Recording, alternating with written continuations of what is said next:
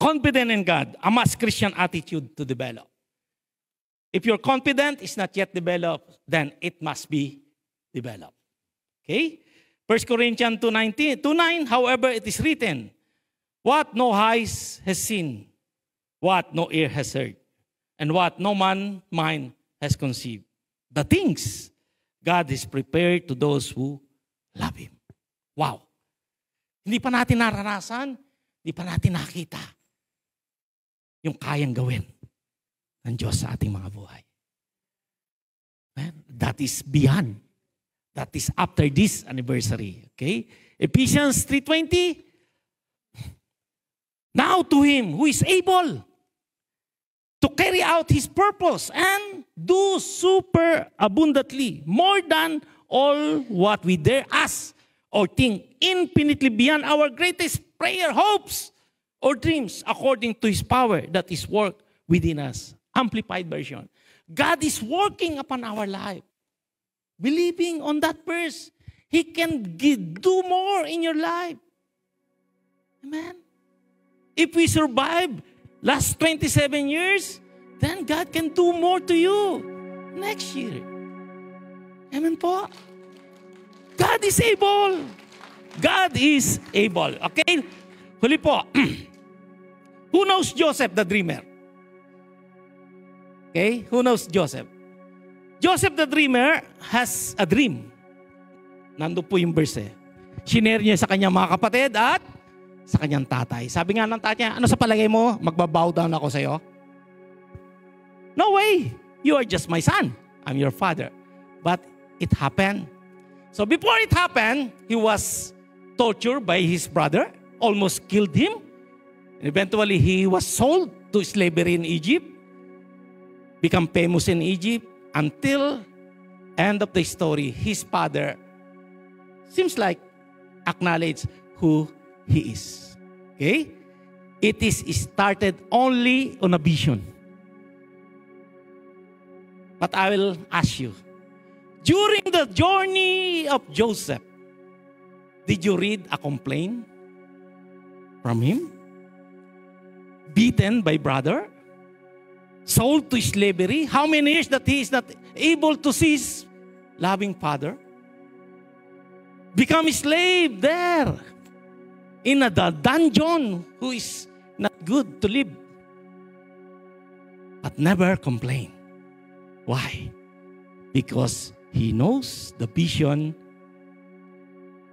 from God. He hold on to it until it happened. Long time in a process. So today, I'm encouraging you. Develop your confidence. Life can go on. Tayo po tayong lahat. Sabi po dyan, basahin po natin ang sabay-sabay. 1, 2, 3. Amen. Amen. We can go beyond. Walang duda. Because God holds our future. Could you please close your eyes and bow down your head? Everybody, please. Even me, I'm just closing my eyes and bowing down my head. Now, among us here in the congregation, who can say, I will develop my confidence and I can go beyond. Could you please raise up your hands? Yung pong ating mga tinapik, kulang yun. Yung laman ng Bible para lang patunayan sa atin kung gaano tayo kamahal ng Lord. So today, in this anniversary celebration, activate your faith. See in your spiritual eyes the promises of God. The purpose of your life, because you're not existing for the sake of existence, you know? Your life has a purpose. God allow you to live, and God will be with you. Now, could you please put that? So today, before we end this service, check your heart. If this heart is really believing who is God. And if you have doubt who is God, the Bible tells He is the only way, the truth, and the life. No one can come to the Father except through the Savior, Jesus Christ, who was born by a virgin, died on the cross, after 3 days rose from the dead, for the forgiveness of your sin and my sin, because all of us sin, and the wages of our sin is death. You know the meaning of death is separated from God. And the Word of God said, if you confess your sin, He is faithful and just to forgive you. And John 3:16 said, for God so loved the world that He gave His one and only Son, that whosoever believes in Him should not perish but have everlasting life. You know what? The real life is in heaven, not here on earth. In this earth, John said, we have lots of troubles. So if you want your life to be in the right place in heaven, I'm encouraging you to open up your heart and receive Jesus as your Lord and personal Savior. Your sin will be forgiven, and the promise of God, He will give you eternal life in heaven. Before I pray to congregation, could please follow me in this simple prayer of accepting Jesus as your Lord and personal Savior. Father God in heaven, thank you for this life that you have given to me. I acknowledge I sinned before you, and the wages of my sin is death. But your gift is eternal life in heaven. I open up my heart.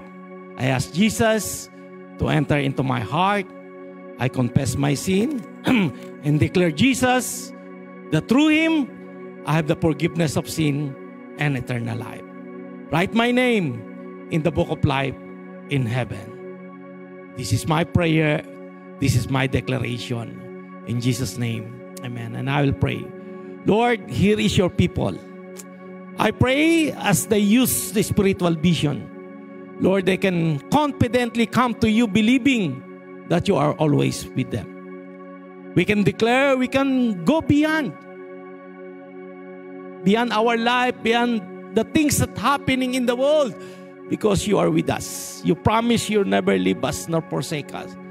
So today, in this celebration of your goodness and faithfulness in this church, Lord, prove to them that you are under control of their tomorrow.